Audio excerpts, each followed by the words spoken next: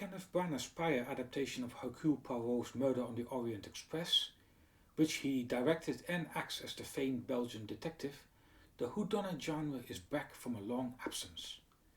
This year, after numerous delays, we finally get to watch Death on the Nile, another adaptation of Agatha Christie. When the production was announced, I was initially pleased. I really enjoyed Murder on the Orient Express. It finally brought a cinematic quality, even if prior adaptations were quite good. The same goes for Death on the Nile. I have always enjoyed the 1978 adaptation starring Peter Ustinov, but felt it was lacking in strong visuals. If a new adaptation could give us pyramids, temples, steamy sex and a few grisly murders to solve, I would be content.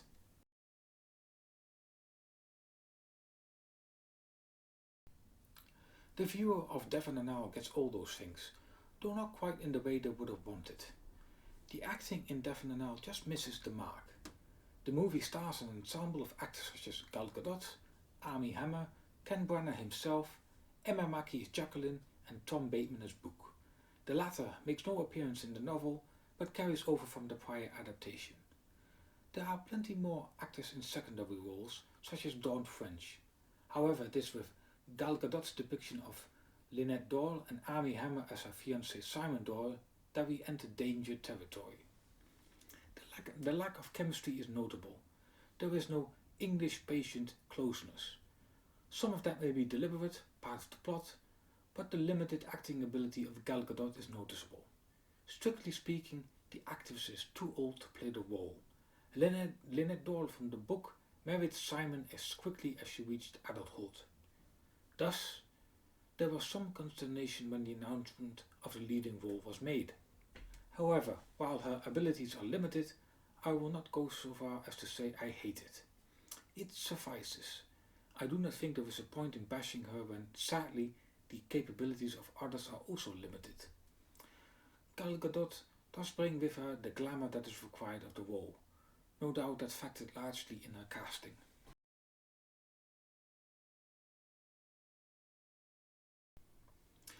While watching this at the cinema, I could not help but compare it with the two prior adaptations. So basically, this whole review is a rant on what those adaptations did better. But I will try and find a proper balance and praise this version where possible. Where to begin? Death on the Nile is definitely a movie in which I can do a lot of nitpicking. In fact, it feels like it is yet another Ken Branagh average movie. From Murder on the Orient Express to Jack Ryan and 4, the movies that I have seen of this noted actor and director are always deeply flawed. The movie starts with two lengthy scenes set before the events in Egypt. The first is Poirot's time fighting in the trenches of the First World War. The ensuing loss of the love of his life, Katharina, is meant to showcase Poirot's removal from other people's conception of love. That, along with a very lengthy scene in a nightclub which introduces the three principal characters besides Poirot, Lynette, Simon and Jackie, means that a significant portion of the already short movie is set outside of Egypt. What follows is the remainder of the first act, in which the secondary characters all arrived in Egypt for the wedding of Lynette and Simon. While it sets up the difficult situation well enough, I do believe that yet again some time is wasted. This stage setting wasn't necessary in prior adaptations, and it feels oddly out of place. However, other odd things happen.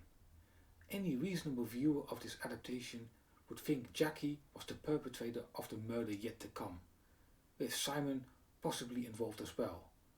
None of the secondary characters feel like viable suspects.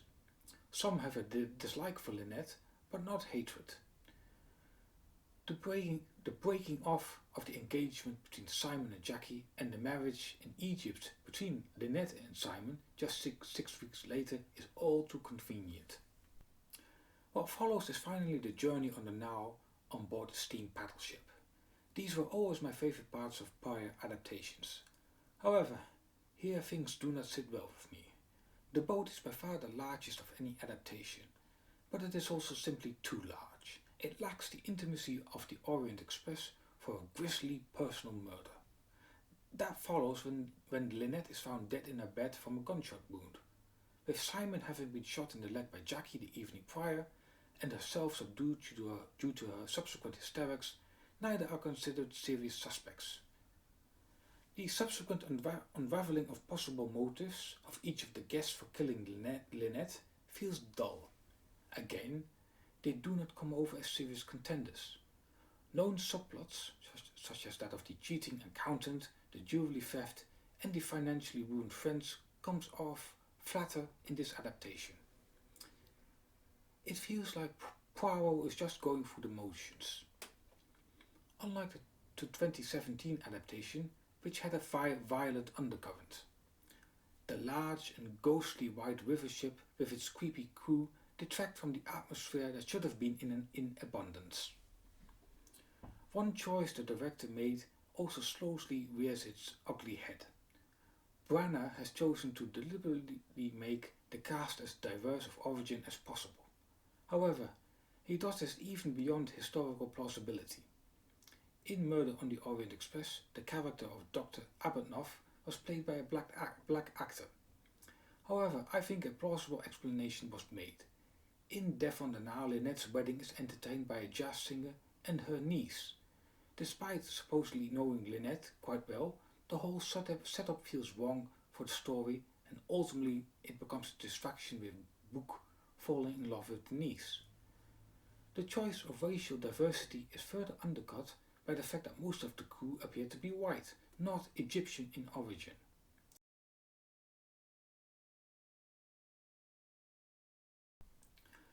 The movie is saved by the final act. Before the grisly conclusion that Simon and Jackie did indeed orchestrate Lynette's murder, we first get two more.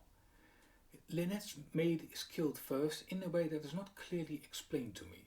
However, it is the death of Book that really hits hard, both for the viewer and Poirot. Book was the jewel thief. He needed the money to escape his current life with his would-be fiancée. However, he also witnessed the murder of the maid. Poirot discovers he could have been Lynette's murderer and tells him he should confess to either. In the end, he confesses to the theft, but before he can tell who murdered the maid, he is shot in the throat.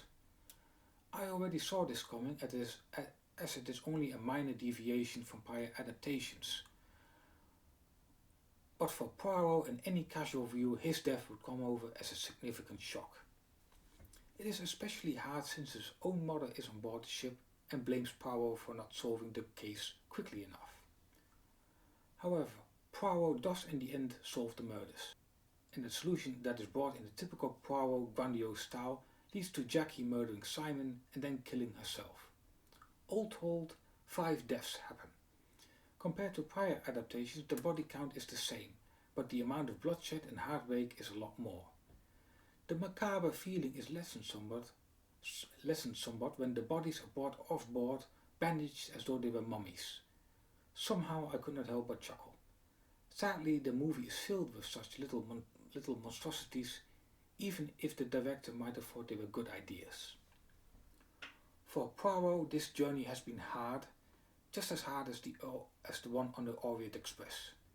He leaves with a better sense of what love can do to people. In that regard, he is a better person and detective. But 5 people died, including his friend Book. I do believe Ken Branagh makes for a good Poirot, very different from David Suchet, but good nonetheless.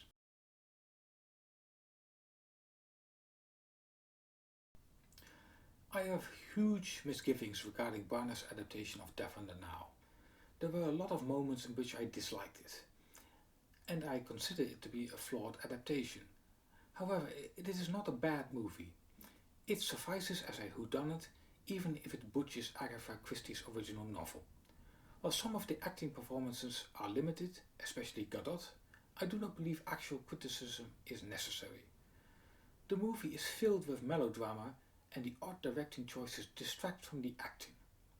Overall, the 1978 version starring David Niven and Peter Ustinov is the most fun, while the 2004 version starring David Suchet and Emily Blunt is the most faithful to the novel. This version is neither. Too many noticeable deviations distract from fun. However, I can recommend it. It does work as an adaptation of Death on the Nile. I hope you enjoyed this brief review. Please do like this video if you can, that will really help my channel out. If possible, also subscribe to Sci-Fi Empire if you want.